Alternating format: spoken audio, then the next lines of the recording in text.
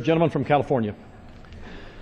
Mr. Chairman, I yield myself 3 minutes. Gentleman is recognized. Today, the House Republicans are making the fourth attempt in 2 years to grant special treatment to the TransCanada's Keystone XL tar sands pipeline. That's what happens when you let the oil companies set the agenda.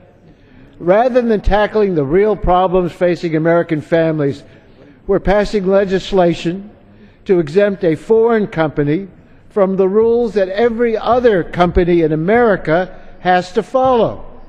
And of course, last week, we voted for the 37th time to repeal the Affordable Care Act. We're trampling our rule of law to speed Canada's dirty tar sands oil to the Gulf, where it can be refined and sent to other countries tax-free. That's great for the tar sands developers and refiners like the Koch brothers and Valero. But this bill will hurt American families. It won't lower gas prices by a single penny. It may even raise them. It will lock us into a more global warming and risk our farmlands and our water supplies. No wonder Americans are cynical about Congress. I oppose the Keystone XL tar sands pipeline because it will worsen climate change. Keystone XL will lock the United States into decades of dependence on dirtier tar sands crude, reversing the carbon pollution reductions we have been working so hard to accomplish.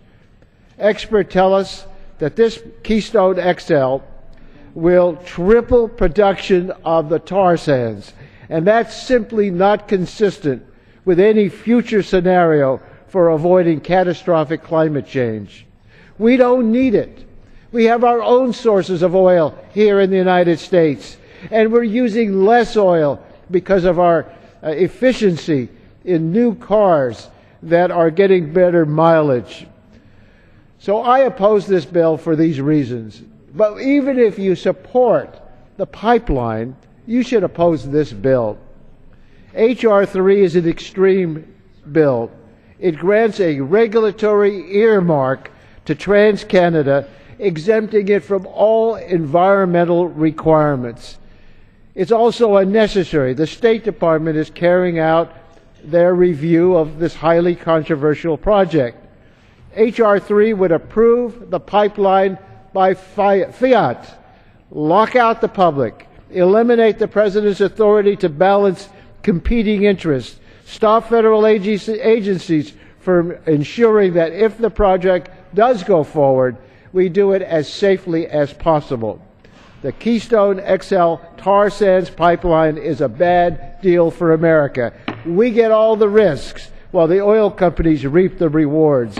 But even if you support it, this bill is harmful and unnecessary, and I urge my colleagues to vote no on H.R. 3 and reserve the balance. Gentleman reserved.